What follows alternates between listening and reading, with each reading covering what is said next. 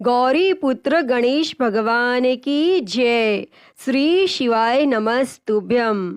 प्रिय भक्तजनों, कार्तिक मास में चिड़ा चिड़ी की कहानी सुनी जाती है, जो कि कार्तिक पूर्णिमा के अगले दिन यानी पड़वा को पढ़ते या सुनते हैं।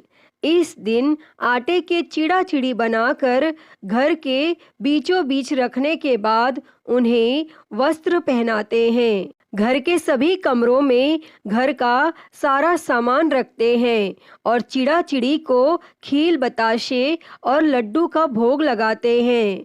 इस दिन खिचड़ी बनाकर घी और आम के अचार के साथ ठाकुर जी को भोग लगाकर खुद भी प्रसाद ग्रहण करते हैं और खिचड़ी की सामग्री का दान मंदिर में भी देते हैं।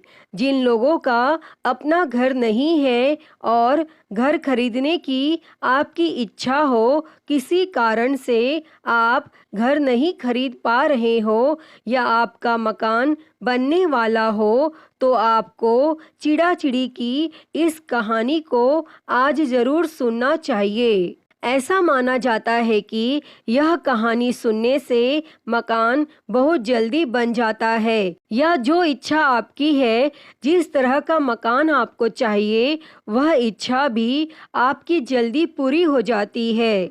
चिड़ा चिड़ी की कहानी सुनने के लिए आप अपने घर के आंगन में या फिर खुली जगह पर मंदिर के सामने भी कहीं पर भी बैठकर इस कहानी को सुन सकते हैं।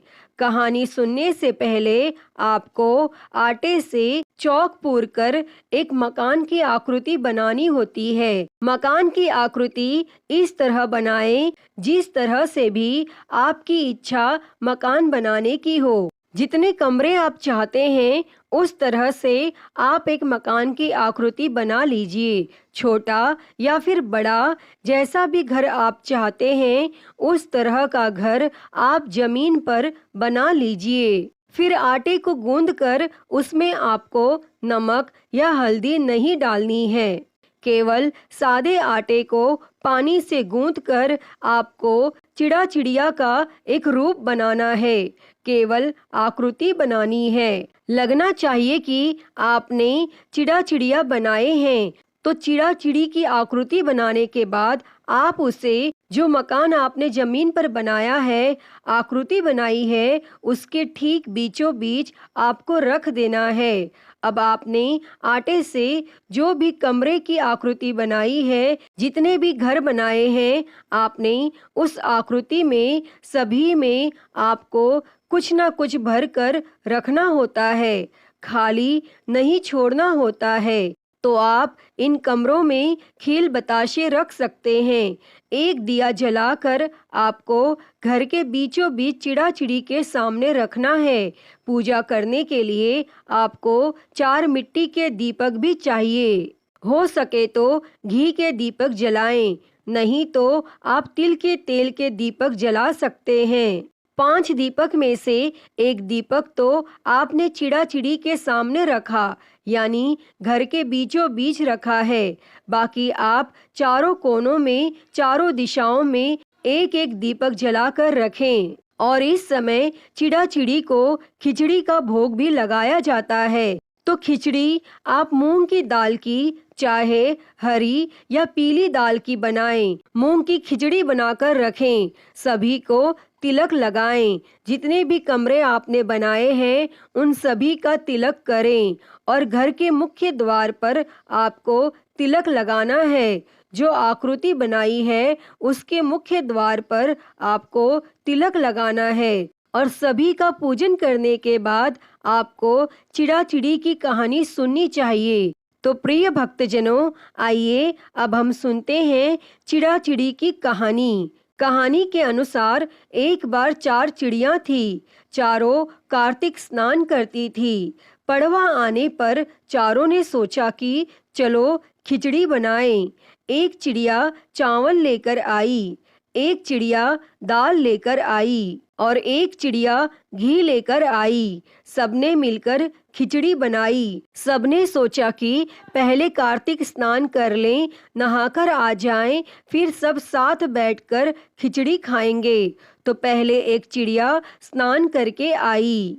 उसे जोर की भूख लग रही थी, लेकिन बाकी चिड़िया अभी तक स्नान करके वापस नहीं लौटी थीं।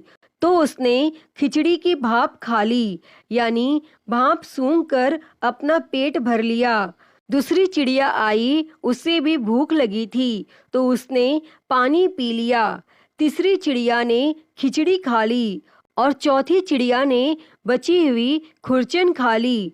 कुछ समय बाद चारों चिड़िया मर गईं। जिस चिड़िया ने भाप खाई थी वह तो राजा के घर राजकुमारी बनी। जिस चिड़िया ने पानी पिया वह कुम्हार की लड़की बनी।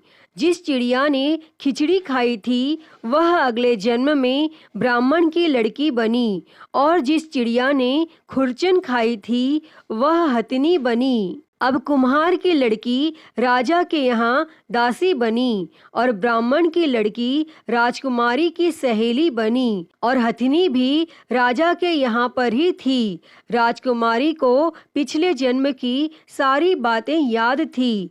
राजकुमारी का विवाह हुआ।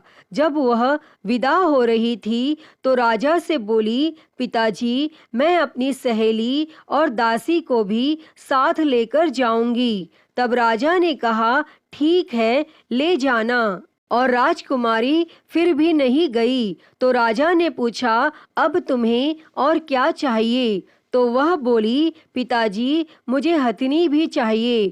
तो राजा ने अपने नौकर को हथिनी को लाने भेज दिया, क्योंकि वह हथिनी किसी के बस में नहीं आती थी, किसी के कहे अनुसार नहीं चलती थी। और जब वह हथिनी नहीं उठी तो राजकुमारी खुद चलकर उसके पास गई और उसके कान में पिछले जन्म की बात कही, जिसे सुनते ही वह हथिनी उठकर खड़ी होकर चल पड़ी। और यह देखकर राजा बड़ा हैरान हुआ, सोचने लगा कि यह तो मेरी बेटी नहीं है, क्योंकि यह तो जानवरों से बात करती है।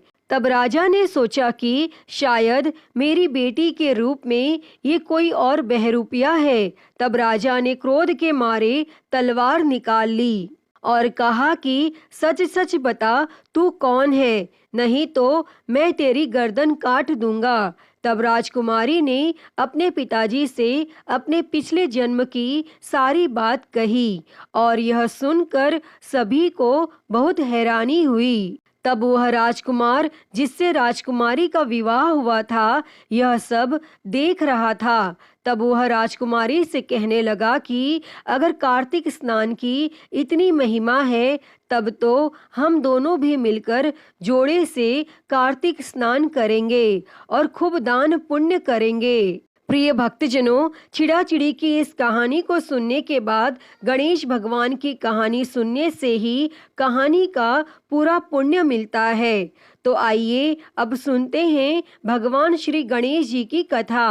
पौराणिक कथा के अनुसार कुछ समय पहले की बात है। एक बुढ़िया माई थी जो हर दिन मिट्टी से बने हुए गणेश जी की पूजा करती थी। वह बुढ़िया माँ रोज गणेश जी का मंदिर बनाती और वह मंदिर रोज गल जाता, और वहीं पास में एक धनी सेठ का मकान बन रहा था। तब बुढ़िया माँ एक दिन वहां जाकर काम करने वाले मिस्त्री से बोली कि आप यहाँ से मेरे लिए एक पत्थर के गणेश जी बना दोगे। तब वहाँ के मिस्त्री ने कहा कि हम तुम्हारे लिए गणेश जी नहीं बनाएंगे, जितनी देर में हम गणेश जी बनाएंगे उतनी देर में हम अपना आधा काम पूरा कर लेंगे। तब उस बुढ़िया माँ ने गुस्से में आकर कहा कि राम करे तुम्हारी दीवार टेढ़ी हो जाए। तब उसके बाद मिस्त्री ने अपनी दीवार बनाई और वह टेढ़ी हो गई। मिस्त्री ने उस दीवार को फिर से तोड़कर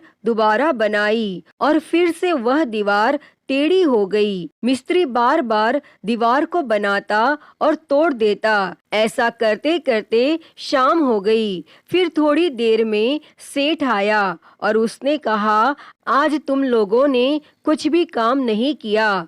तो फिर वह लोग सेठ से कहने लगे कि एक बुढ़िया माई आई थी, उसने हमसे कहा कि एक पत्थर के गणेश जी बना दो, तो हमने मना कर दिया।